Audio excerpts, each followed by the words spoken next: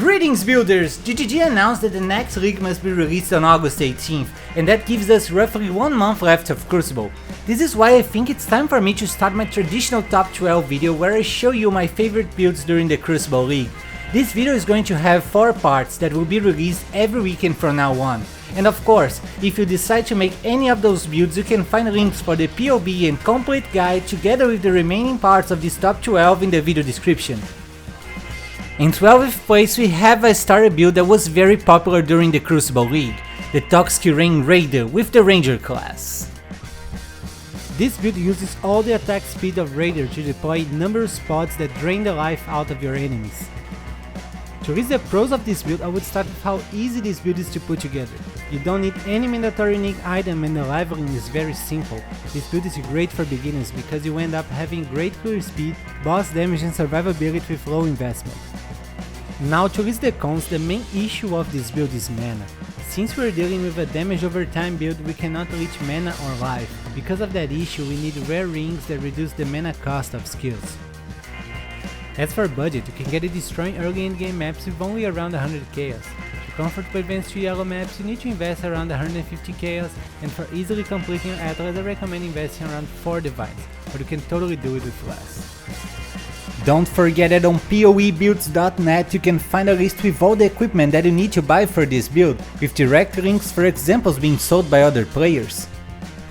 For clear speed, this build gets 9 out of 10. As a raider, you already have a lot of movement and attack speed. Also, you only need to deploy the pods once and they will drain surrounding enemies, granting a smooth gameplay. The boss damage also gets 9 out of 10. Combining your strength with Toxic Rain Totems, bosses just drown in countless pods. Even the biggest ones are going to melt like butter before your eyes. For the survivability, I'll give it 9 out of 10. This is because this build has high evasion, high armor and spell suppression. Above all, you can use Toxic Rain from a safe distance and its pods heavily slow down enemies. Now in 11th place we have a starter build that is the best one for beginners. I'm talking about the Totems Hierophant with the Templar class. On this build we use many totems that cast the Arc skill for a fast and safe clear speed. Listing the pros of this build, I would start with how cheap and easy it is to complete your atlas using this beauty. With almost no investment, you have a powerful, safe and fast character that will be the perfect currency farmer for this and future builds. Now to list the cons, this build doesn't have access to evasion or spell suppression, but don't worry, totem builds are very safe to play. Another issue is that some players might find this gameplay to be a little tedious and too easy, but as you know, this is just a matter of taste.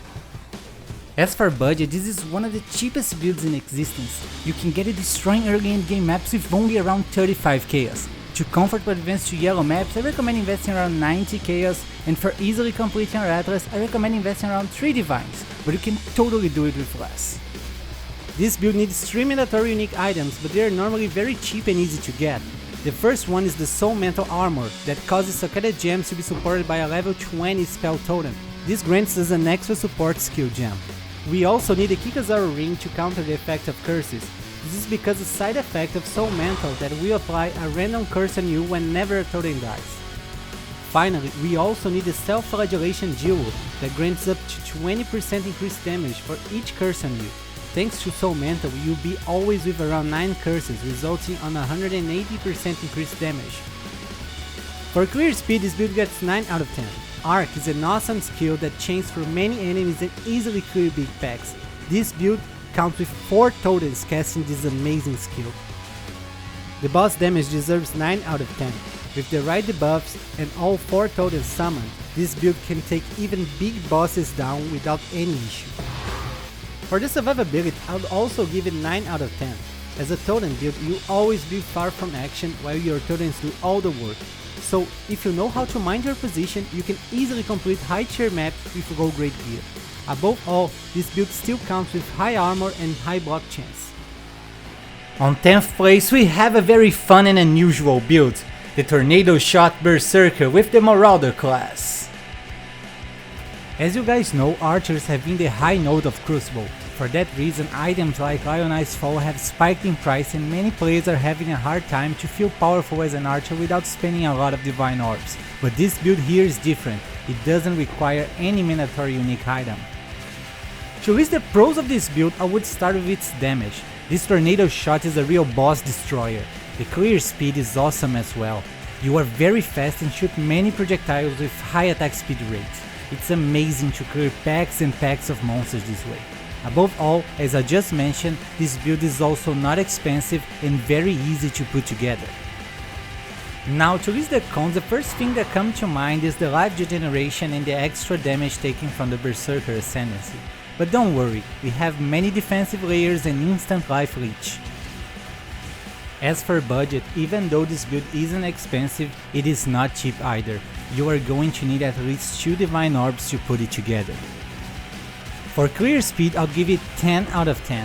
You fire many projectiles with high attack speed and those projectiles turn into many other projectiles that chain on enemies. You won't believe how many of them you can kill with just a single click of your mouse. The boss damage is also amazing and deserves 10 out of 10. Using all of your ballistas and activating Berserker bosses will grant you an incredible explosion of power that will make them look like regular enemies. For the survivability, I'll give it 8 out of 10.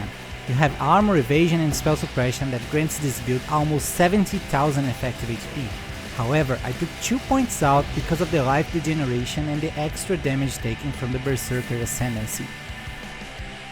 And that's it for today, guys. Stay tuned for part 2 next Saturday, and please don't forget to tell me your own favorite Crucible builds in the comments and leave a thumbs up to support the channel. I wish you guys an amazing day, and don't forget to keep building.